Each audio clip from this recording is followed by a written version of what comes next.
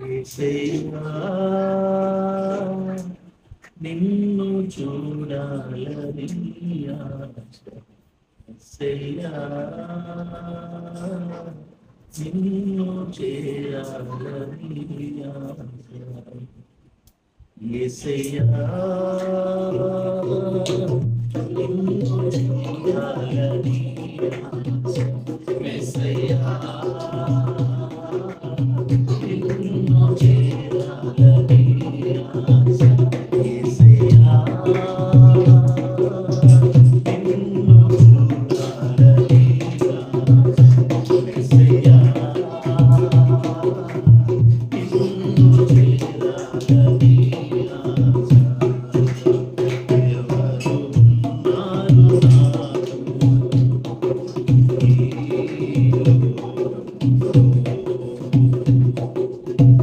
ఎవరున్నారు తోడు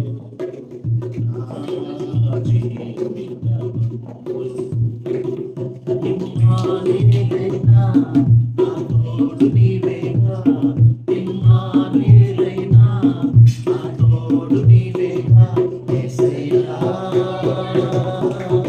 నిన్ను చూడాలని ఆశ.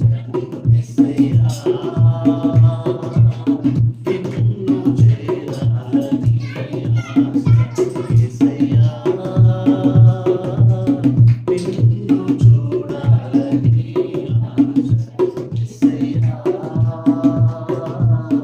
నిన్ను చేరాలని ఆశ. అందరూ ఉన్నారని అందరూ కావాలని అందరూ ఉన్నారని అందరూ కావాలని తలచితిని బ్రహ్మచితిని చివరికి ఒంటరి నేనైతిని. తలచితిని బ్రహ్మచితిని చివరికి ఒంటరి నేనైతిని. చివరికి ఒంటరి నేనైతిని. నా ధ్యానం నీవయ్యా, నా ప్రాణం నీవయ్యా, నా సర్వం నీవయ్యా. యేసయ్యా నిన్ను చూడాలని ఆశ. యేసయ్యా నిన్ను చేరాలని ఆశ. యేసయ్యా నిన్ను చూడాలని ఆశ. యేసయ్యా నిన్ను చేరాలని ఆశ. అంధకారములో అందుడనేనైతిని.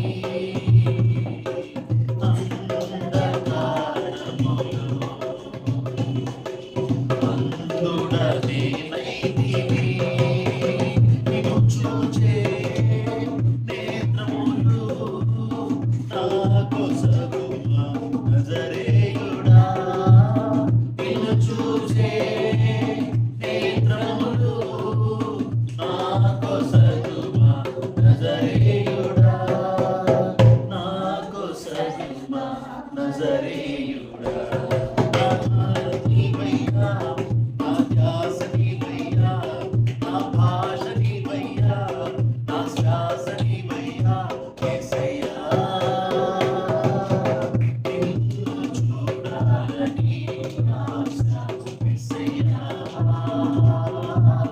నిన్ను చేరాలని ఆశ. యేసయ్యా నిన్ను చూడాలని ఆశ. యేసయ్యా నిన్ను చేరాలని ఆశ. ఎవరున్నారు నాకు ఈ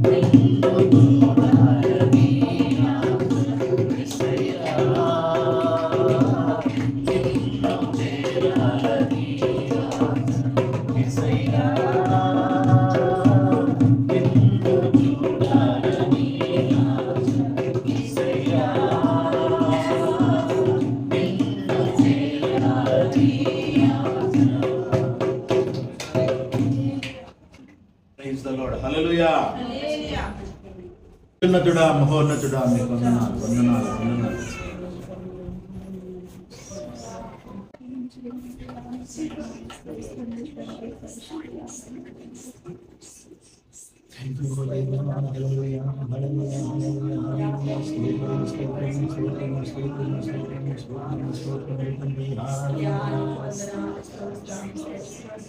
యెహోవాను స్తుతించుడి తంబురతో సితారతో 10 తంతుల స్వరమండలములతో యెహోవాను స్తుతించుడి తంబురతో సితారతో 10 తంతుల స్వరమండలములతో ఉత్సాహధ్వనితో పాడుడి ఇంపుగా నూతన కీర్తన ఉత్సాహధ్వనితో పాడుడి ఇంపుగా నూతన కీర్తన నా ప్రాణమా యెహోవాను స్తుతించుమా నా ప్రాణమా ఆయన నామము కీర్తించుమా నా ప్రాణమా యెహోవాను స్తుతించుమా నా ప్రాణమా ఆయన నామము కీర్తించుమా యెహోవాను స్తుతించుడి తంబురతో సితారతో 10 తంతుల స్వరమండలములతో యెహోవాను స్తుతించుడి తంబురతో సితారతో 10 తంతుల స్వరమండలములతో. Thank you my lord.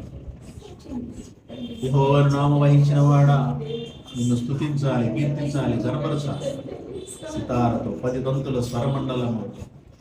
హల్లెలూయా. మీరు మాలో పెట్టిన సితార.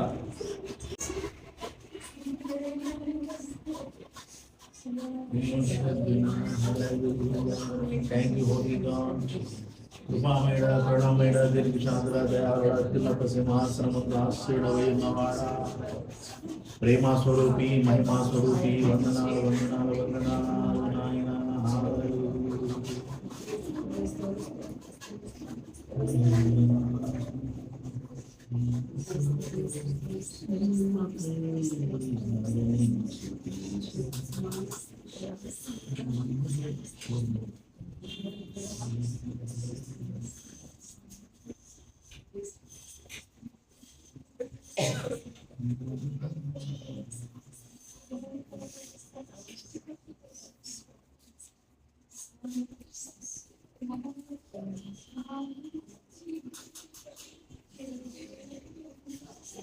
అత్యున్నతుడా స్తోత్రం స్తోత్రం స్తోత్రం.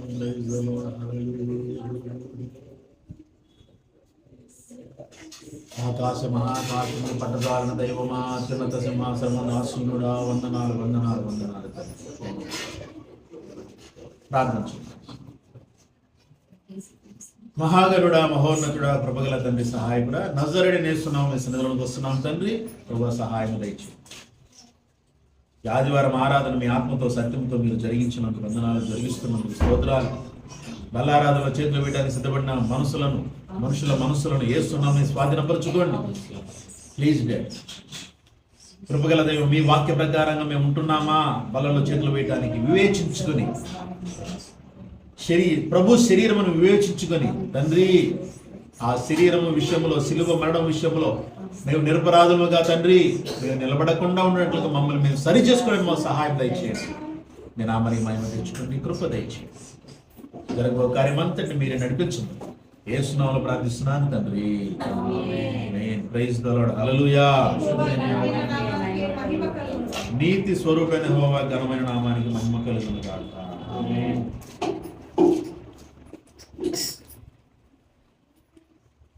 నూట 29వ కీర్తన ఉత్తర ప్రత్యుత్తములుగా చదువుతున్నాం. ఇజ్రాయేలు ఇట్లనును నా యవ్వన కాలం మొదలుకొని పగవారు నాకు అధిక బాధలు కలుగు చేయొచ్చు వచ్చింది. నా యవ్వన కాలం చదవండి. నా యవ్వన కాలము మొదలుకొని నాకు అధిక బాధ కలుగజేయుచు వచ్చిరి, అయినను వారు నన్ను జయింపలేకపోయి. దున్నవారు నా వీపు మీద దున్నిరి, వారు చాళ్లను పొడుగుగా చేసిరి. యెహోవా న్యాయవంతుడు, భక్తిహీనులు కట్టిన త్రాళ్ళు ఆయన తెప్పివేసి ఉన్నాడు. సియోను పగవారందరూ సిగ్గుపడి వెనుకకు త్రిప్పబడుదురుగాక. వారి ఇంటి మీద పెరుగు గడ్డి వలె నుందురుగాక. ఎదుగక మునిపే అది వాడిపోవును. పోయేవాడు తన గుప్పిలినైనను, పనులు కట్టేవాడు తన ఒడినైనను దానితో నింపుకొనడు. దారిన పోవువారు యెహోవా ఆశీర్వాదము మీద నుండుగాక. యెహోవా నామమున జీవిస్తున్నామని అనకయుందురు. ఆమేన్. దయచేసి కూర్చోండి. ఇజ్రాయేలీయులను నా యవ్వన కాలం మొదలుకొని పగవారు నాకు అధిక బాధ కలుగజేయచ్చు వచ్చింది. నా యవ్వన కాలం మొదలుకొని అధిక బాధలు కలుగజేయచ్చు వచ్చింది, అయినను వారు నన్ను జయింపలేకపోయి. Praise the Lord. హల్లెలూయా. దున్నవారు నా వీపు మీద దున్నిరి, వారు చాళ్లను పొడవుగా చేసిరి. యెహోవా న్యాయవంతుడు, భక్తిహీనులు కట్టిన త్రాళ్లను ఆయన తెంపి ఉన్నాడు. సియోను పగవారందరూ సిగ్గుపడి వెనుకకు తిప్పబడుదురుగాక. వారి ఇంటి మీద పెరుగు గడ్డివలె నుందురుగాక. ఎదుగక మునిపి అది వాడిపోవును. పోయేవాడు తన గుప్పిలనైనను, పనులు కట్టేవాడు తన ఒడినైనను దానితో నింపుకొనడు. దారిన పోవారు యెహోవా ఆశీర్వాదము నీ మీద నుండునుగాక. యెహోవా నామమున మేము దీవించుచున్నాము అని అనకయుందురు. ఇది ఇజ్రాయేలు గురించి చెప్పబడినప్పటికీ, ఇజ్రాయేలు వాస్తవానికి భౌతికంగా ఇజ్రాయేల్ అనే దేశం అనేకమైనటువంటి శ్రమలు పొందుతుంది. చుట్టూతో ఉన్నటువంటి పగవారు ఇజ్రాయేల్ను చాలా బాధ పెట్టారు. అలాంటి వారి గురించి చెప్పబడినటువంటి మాటలు ఇక్కడ దాన్ని ఆత్మీయంగా మనం చూస్తే యేసుక్రీస్తు ప్రభు వారిని మనం చూడవచ్చు. ఇందులో యేసుక్రీస్తు ప్రభు వారి మీద భక్తిహీనులు ఏ విధమైన ఆలోచన చేశారో, అలాగే ఆయనను వీపుని ఎంతగా వాళ్ళు దున్నివేశారో, వీపు మాత్రమేనా శరీరం అంతా దున్నేసింది. కాబట్టి సియోను పగవారు అందరూ కూడా సిగ్గుపడి వెనుకకు మళ్ళీపోతారు. వారంట ఇంటి మీద పెరిగే గడ్డిలాగా ఉంటారు. నిజమే కదా, ఇంటి మీద పెరిగే గడ్డి ఏమైనా అక్కడికి వస్తుందా? రాదు. పాత ఇళ్లలో మనం చూడాలి, పాత పాడుబడిపోయిన ఇళ్లలో పైన బాల్కనీ, అదే పైన పైకి చివరికి ఎక్కిన తర్వాత ఆ మూలలో లేదంటే వరుసగా గడ్డి పెరిగి ఉంటుంది, అది ఎండిపోయి ఉంటుంది. దాంతో ఎవరో కూడా గుప్పిలి విత్తనాలు తీయలేరు, అలాగే కట్టలు కట్టేవాడు ఒడిని కూడా నింపుకోలేడు. వాస్తవమే. కాబట్టి ఇజ్రాయేల్ మీద ఎంత కోపం ఉన్నా చివరికి నష్టపోయారు. ఆ కోపపడే వాళ్ళే పగవారందరూ నష్టపోతారు. అది మనం కళ్ళారా చూస్తూనే ఉన్నాం ప్రజెంట్ ఈరోజు. ఇజ్రాయేల్ నాశనం చేయాలని అనేకమైనటువంటి దేశాలు అనుకున్నాయి. హిట్లర్ అనుకున్నాడు ఇజ్రాయేల్ అనేది ఉండకూడదు, యూదులు అనేవాళ్ళు ఉండకూడదు అనుకున్నాడు. 60 లక్షల మంది యూదులను చంపించారు. 60 లక్షల మంది మామూలు చూడండి. ఇప్పుడు చుట్టూతో ఉన్న పగవారు అనేక మంది ఇజ్రాయేల్ని చంపారు. పోయిన సంవత్సరం ఒకే సమయంలో 1200 మందిని ప్రాణాలు తీసేశారు. అందరూ యవ్వనస్తులు. ఒకటి, దేవుని యందు భయభక్తులతో ఉండి ఇంటి పట్టునే ఉంటే ఇటువంటి, అంటే అఫ్కోర్స్ చేసేవాళ్ళు చేస్తారు, పక్కన పెడతాం. కానీ ఇంటి పట్టునే ఉండి మనం దేవునితో ఐక్యపరుచుకొని దేవుని యొక్క వాక్య ప్రకారంగా జీవించడం వలన గొప్ప లాభం ఏంటంటే ఆత్మను కాపాడుకుంటాం. మనం ఇష్టానుసారంగా మనం వెళ్ళిపోయి బయట ఎంజాయ్ చేస్తూ ఇష్టానుసారంగా మనం ఆటలు పాటలు ఏదో ఎంజాయ్ చేస్తూ ఉంటే అప్పుడు అనర్థాలు అనేకమైనవి జరగచ్చు. వాటి విషయంలో మన ఆత్మ తీర్పులకు వెళ్ళిపోవాలి. కాబట్టి చాలా జాగ్రత్తగా ఉండాలి. చూడండి, ఇక్కడ ఆ మాట ఎందుకు చెప్తున్నానంటే, ఎవరైనా సరే, క్రైస్తవులైనా యూదులైన ఎవరైనా కానీ, ముఖ్యంగా క్రైస్తవులు, ఇప్పుడు క్రిస్మస్ అని చెప్పేసి 1000 మంది కలిసి పార్టీ చేసుకుని తాగి తందనాలు ఆడుతున్నాడు అనుకోండి, అప్పుడు ఉపద్రవం వచ్చింది అనుకో, అప్పుడు ఆత్మలకి బాధ్యత ఎవరిది? నీ ఆత్మను నువ్వు కాపాడుకుంటున్నావా? ఆ సమయంలో ఆత్మను కోల్పోతున్నావా? అంటే మనం అనుకుంటాము ఇది ఎంజాయ్ చేయాల్సిన సమయం కదా, ఎంజాయ్ చేయడం తప్ప అని బైబిల్ చెప్తుందా అంటాడు. కానీ ఎలా నువ్వు ఎంజాయ్ ఎలా చేయాలి? దేవునితో ఎంజాయ్ చేయాలి, దేవుని వాక్యంతో ఎంజాయ్ చేయాలి, దేవుని ఆత్మలో ఎంజాయ్ చేయాలి. ఆత్మలో ఆనందం అన్నాడు బైబిల్లో. ఆత్మలో ఆనందపడాలి, భౌతికంగా కాదు ఆనందం. ఆత్మలో ఎప్పుడైతే నువ్వు ఆనందంగా ఉంటావో భౌతికపరమైన ఆనందం నీకు కలుగుద్ది. ఇది అలా చేస్తేనే ఆనందం అని అనుకోవడానికి వీలు లేదు, అది తప్పు కూడా. కాబట్టి ఆత్మలో ఆనందంగా ఉండాలి. ప్రభువునందు ఆనందించుడి, మరలా చెప్పుదును ఆనందించుడి అన్నాడు. ప్రభువులో ఆనందం. ప్రైజ్ ది లార్డ్, హల్లెలూయా. పరిశుద్ధ దేవునికి మహిమ కలుగును. ఓకే, ఆయన పుట్టినరోజు నాడు చర్చిలోకి వచ్చి ఆనందపడతాం. బయటికి వెళ్ళిన తర్వాత పబ్బులు క్లబ్బులు అంటాం. 1000 మందిని క్రైస్తవుల్ని నీ తోటి యవనస్తులు తీసుకొని వెళ్తాం, ఎంజాయ్ చేసి వస్తాం. క్రిస్మస్ ఈరోజు పార్టీ వారానంటే 10 వెళ్దాం, 10 తీసుకెళ్తాం. చూడండి, చాలా జాగ్రత్తగా ఉన్నారు. ఇక్కడ మనం చూస్తున్నది ఏంటి? యేసుక్రీస్తు ప్రభువారు ఆయన యొక్క జీవితం గురించి ఈ కీర్తనలో వ్రాయబడింది. ఆయన యవ్వన కాలం మొదలుకొని ఆయనకి శ్రమలే. ప్రతి ఒక్క అంటే ఆయన బోధ ప్రారంభించినప్పుడే ఫస్ట్ శోధకుడు వచ్చాడు, శోధించాడు. ఆ తర్వాత ఇంట్లో వాళ్ళు శోధిస్తున్నారు, బయట వాళ్ళు శోధిస్తున్నారు, అందరూ శోధిస్తున్నారు, శ్రమలు పెడతా ఉన్నారు. ఆయన అనేక మార్లు శ్రమ పెట్టారు అని ఉంటుంది వాక్యంలో.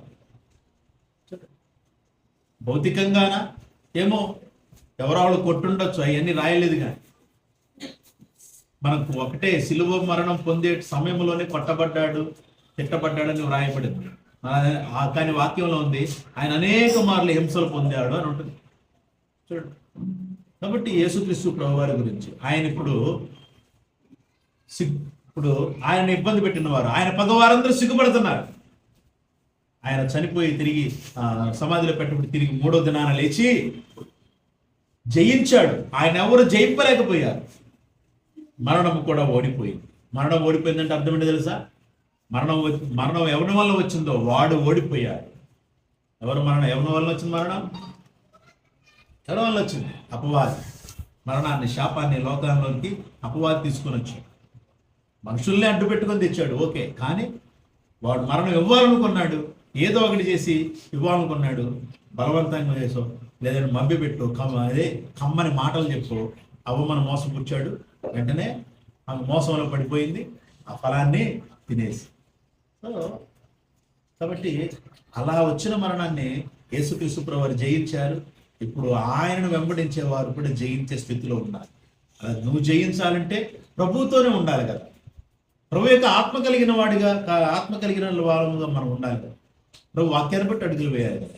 మరి ప్రభువుని ప్రియమైన దేవుని సంఘం, ఈ మాటలను బట్టి ప్రభువుకి దగ్గర అవుదాము. దేవుని ఘనమైన నామాన్ని మహిమపరచినట్లుగా దేవుని యొక్క సన్నిధిలో, దేవుని యొక్క ఆత్మలో ఎదగడానికి తాపత్రయపడదాం. దేవుడి మాటలు ఆశీర్వదించి తన కృపతో ఆశీర్వదించును గాక. ఆమేన్. Praise the Lord, hallelujah.